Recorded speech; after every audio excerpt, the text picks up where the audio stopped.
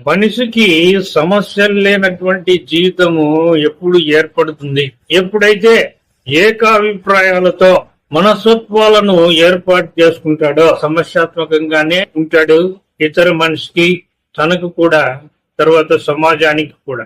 ఎప్పుడైతే ప్రాధాన్యతలు లేని, ప్రాముఖ్యాలు లేని, ప్రథమ చివరి శ్రేణులు లేని, అలంకారప్రాయమైనటువంటి పదాలు, భావాలు లేని, ప్రవర్తనలు, అభిప్రాయాలు లేని, గొప్ప హీనం అన్నటువంటి ప్రత్యేకతలకు సంబంధించినటువంటి మాటలు, భావాలు లేని, కులాలకు, మతాలకు, భాషలకు, చరిత్ర, సాంప్రదాయానికి, ఆచారాలకు, వ్యవహారాలకు ప్రత్యేకతలు లేని కాల మాన భావాలను ఏర్పరచుకోకుండా ఎప్పుడైతే మనిషి తన యొక్క మనస్తత్వాలను మార్చుకుంటాడో అప్పుడు మాత్రమే మనిషి సమస్యల నుంచి బయటపడేటువంటి అవకాశము ఏర్పడుతుంది.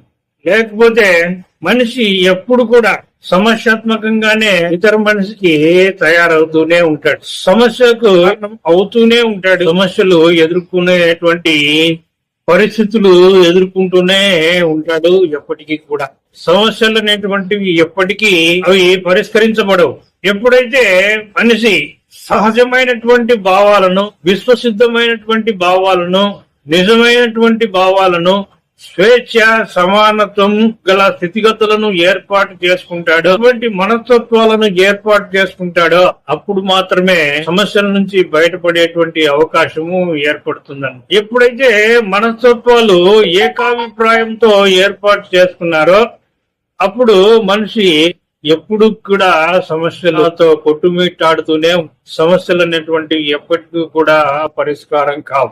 ఏకాభిప్రాయంతో ఏమైనా సాధించవచ్చు అన్నటువంటి అభిప్రాయాలు కలిగి ఉన్నాడు. ఏకాభిప్రాయంతో ఏమైనా సాధించవచ్చు, నువ్వు సాధించినటువంటిది సహజమైనటువంటి, విశ్వసిద్ధమైనటువంటి, నిజమైనటువంటి భావాలతో సాధించాలి గాని ఏకాభిప్రాయంతో ఏర్పాటు చేసుకున్నటువంటి నీ యొక్క మనస్తత్వము, ఆ యొక్క మనస్తత్వాలు ఇతరులకు శత్రువులుగా మారతాయి, ఇతరులకు వ్యతిరేకంగా మారతాయి.